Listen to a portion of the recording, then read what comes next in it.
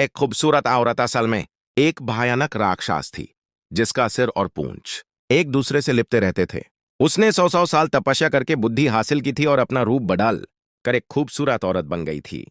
हर कोई उसके हुस्न में फांसा जाता और धोखा खा जाता। लेकिन एक दिन उसकी तकरार असली मुश्किल से हो गई। जब वो हॉस्पिटल की तरफ जा रही थी, एक सेवक ने डब्बे का एक मैकेनिज्म दाबा दिया। तुरंत कुछ रस्सी निकली और उस राक्षस को पकड़कर बॉक्स में बंद कर दिया। इस तरह उन्होंने अंद्रे का दिया हुआ काम पूरा कर लिया और इनाम लेने की तैयारी की। वापस आते वक्त तेज रेत का तूफान आ गया और सब लोग रास्ते से भटक गए। रात को जब सब सो रहे थे, तब इवन ने डब्बे से रोने की आवाज सुनी। उसने बॉक्स खोला तो देखा, दिन का राक्षस अब एक बेचारी औरत के रूप में था। आइवन उसकी मासूमियत देखकर पिघल गया और उस बाहर निकलने ही वाला था कि विच लीसा ने देख लिया। उसने तुरंत बॉक्स बैंड कर दिया और आइवन को भी अंदर कैद कर दिया। लीसा और उसके साथी बॉक्स लेकर शहर लौट गए। बॉक्स में गुजारते हुए कुछ दिनों में आइवन उस औरत अन्ना से प्यार कर बैठा। अंत में वो लोग एल्केमिस्ट अंद्रे के घर पहुंचे। वहां लिसा ने एक खौफनाक राज देखा।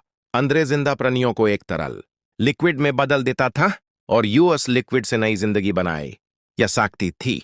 लिसा समझ गई कि उन्हें धोखा दिया गया है।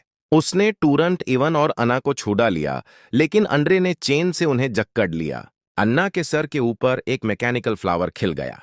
इवन समझ गया कि अंद्रे अन्ना की लाइफ एनर्जी खींचकर उससे अपना एल्केमी लिक्विड बनाना चाहता है।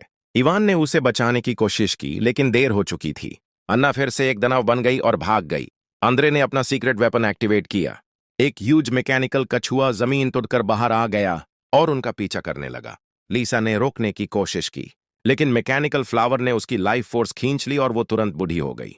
तब इवन ने अपना पुराना वॉरियर स्पिरिट जगाया। उसने पूरी ताकत लगाकर उस मैकेनिकल कछुए को गिरा दिया। अंद्रे गुस्से में मैकेनिकल विंग्स पहनकर उड़ने लगा, लेकिन वो पोषण लगाना भूल गया। नीचे गिरते ही वो कछुए के ब्लैक लिक्विड में गिरा और तुरंत पिघलकर एक काली चिपचिपी धार में बदल गया। इवान भी जमीन पर गिर गया। उसकी सांसें रुक गई। तभी अन्ना वापस आए। उसने आइवन को जमीन पर पड़ा देखा और उसकी आंख से एक नीला आंसू टपका। जैसे ही आंसू इवन की आंख पर गिरा, इवन दोबारा जिंदा हो गया। इवन को जिंदा देखकर अन्ना फिर से दानव बन गई।